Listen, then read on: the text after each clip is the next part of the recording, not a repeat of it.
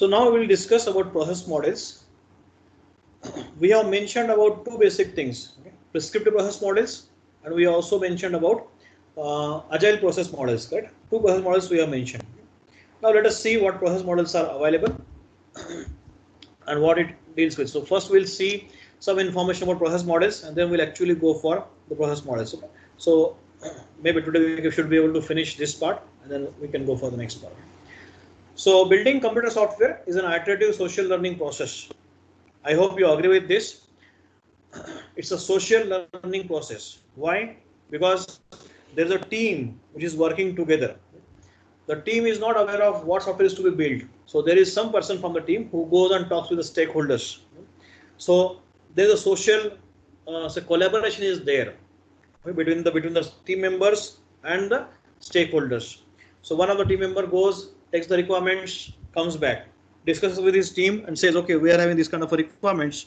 Now tell me how we can specify them in terms of technology or in terms of our say standards. So you got first requirements based on which you can create a system requirement specification document which all developers will understand. Okay? So it's a social learning process we are seeing. Why iterative? Because it's not a one-time thing. You keep on talking with your customer, you keep on talking with your stakeholders, maybe sometimes users, you keep on talking with your management, keep on talking with your team members. So there is a social learning amongst each other. That's why we are saying it's a social learning process. The outcome is an embodiment of knowledge collected, distilled, and organized as the process is conducted. Okay? What is the embodiment of knowledge? One thing is you are having a software.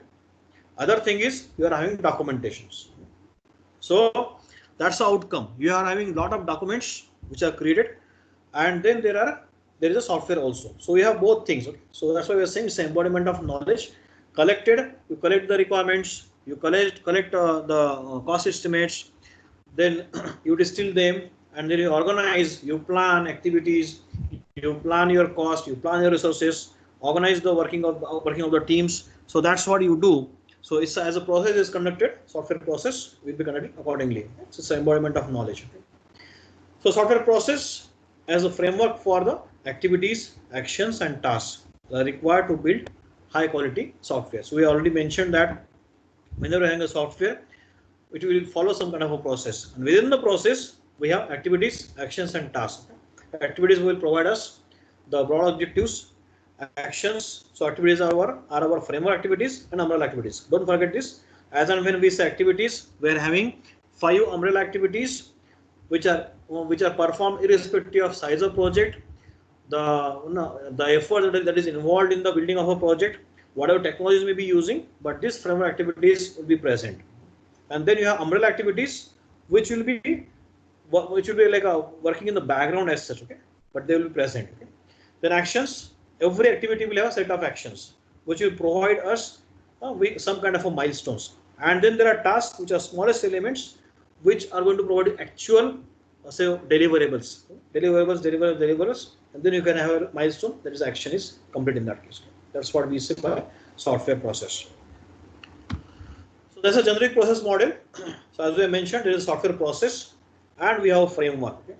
So in the framework, we are in these 5 activities: communication, planning, modeling, construction, and deployment. 5 activities. Then we have umbrella activities. So if you see here, how we are showing here, we are showing them as, so this is my framework activity number 1. Okay?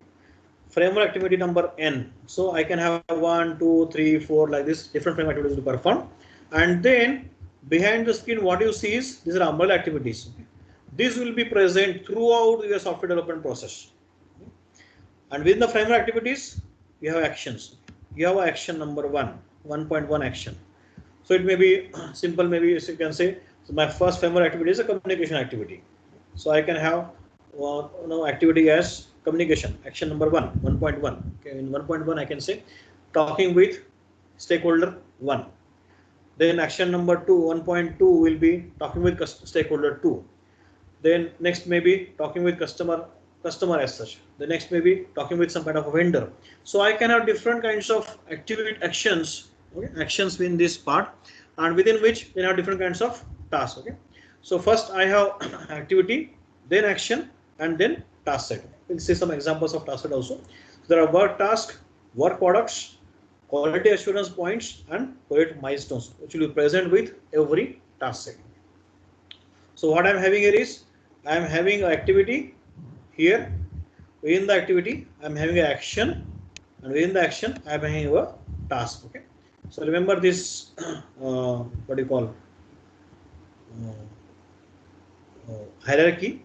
We have process, activities, actions, tasks. Okay. And then umbrella activities we already discussed. So project tracking and control, risk management, quality assurance, configuration management, technical reviews, and others will be performed as a background activities. Parallelly will be done with all framework activities. Okay. So that's our activity.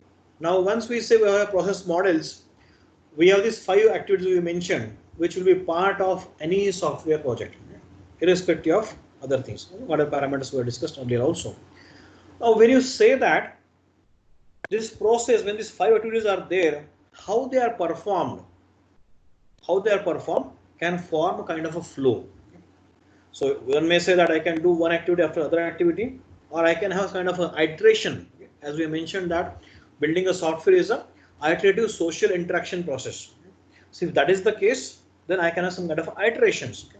So accordingly, we have 4 different process flows, which we'll see now. So first, if you see, it's a linear process flow. So what happens here is all these 5 activities are being done one after other. That's linear, sequentially being performed. So when we say sequentially being performed, that means we are not coming back from one activity to the previous activity as such. Okay? So once you finish, say communication, you don't come back to the once you finish communication, you go for the planning phase. So in the planning phase, you don't come back to the communication phase as such. Okay? That's why we mean by linear or sequential. So we just follow a single direction. Okay? Second is iterative. So we can decide there may be some activities which may need to be done in iteration. Depends. So like we are saying here, after communication, I'll go for planning phase. Now in the planning phase, I may identify that there is some kind of a clarification required from some stakeholder, which I will inform immediately to my communication team. I'll say that no, this kind of a communication seems to be incomplete. Can you please finish it off, or can you provide us more details on this? So before completing the planning phase, again I can go back to the communication phase. So I can have iterations of communication and planning. Communication and planning can be performed. Once that is done, then I'll finalize. Okay, now my planning is done. Go for the modeling phase. We go for the modeling phase. Now in the modeling phase, I may develop multiple models. I may not be developing only single model. I might develop model 1, model 2, model 3. So that means I am building alternative models. Then so that I can compare which model best suits my current scenario. And one which is fitting, which is giving me optimal cost, which is agreed by everyone, then that will be chosen as a model. Then I can go for construction. Now even during the construction, you may come across, we may say that okay, construction is first, whatever the communication planning modeling was done for which construction is over. Now do you want to add something more into this? Okay, from construction I'm going back again to the communication phase. That means I'm asking, there are some functionalities which may be added or which may be enhanced. So or functionalities or requirements can be added which will enhance the software. Then you can again communicate and identify, okay, these are the things which can be added. If customer agrees, if stakeholders agree, okay, you add those things, and again, if you add those requirements, you go for again do planning for those requirements, model those requirements, and then code those requirements. Again, you can go back. So it's iterative phase.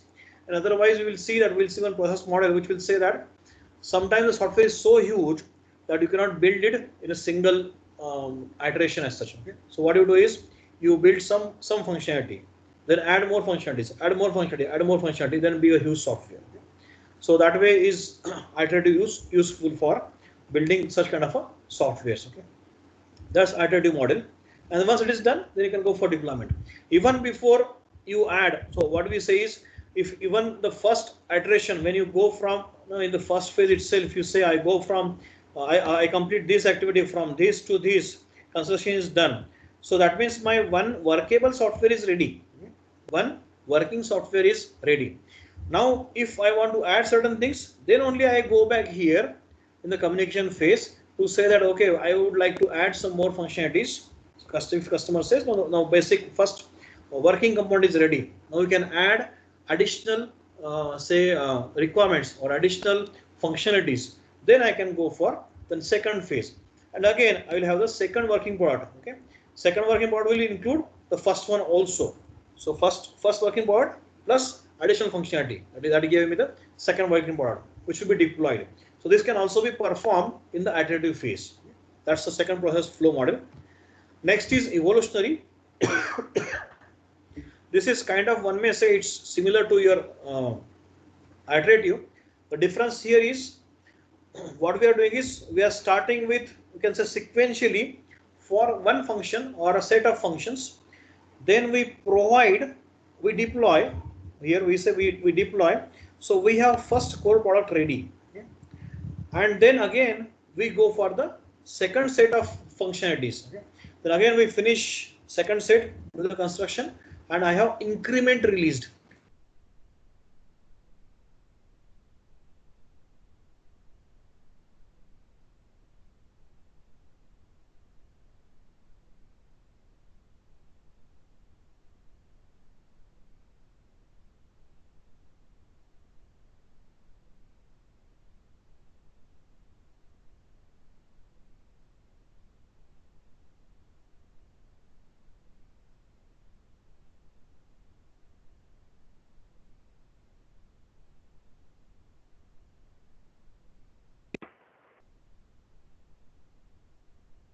So your video froze. I mean, voice is not coming.